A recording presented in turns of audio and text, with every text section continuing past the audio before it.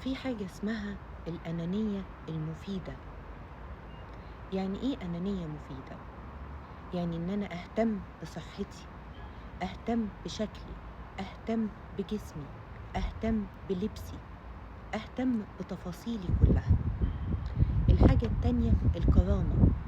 الكرامة في الشغل، الكرامة في العلاقات، أتعلم أقول لأ للشيء اللي أنا مش قابله أو اللي أنا مش قادر عليه.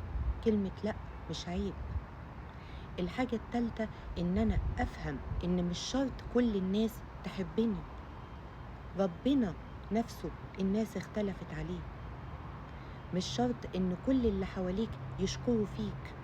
المهم إن أنت تكون واثق إن أنت دايما بتعمل الصح على قد ما تقدر، وبتعمل دايما اللي عليك. الحاجة الرابعة إن أنت تحب نفسك، تحب شكلك، تحب طريقة كلامك، تحب طريقة تفكيرك. دي أهم حاجة في النجاح، إن أنت تكون بتحب نفسك ومقتنع بيها، وعندك ثقة في ذاتك وفي حالك.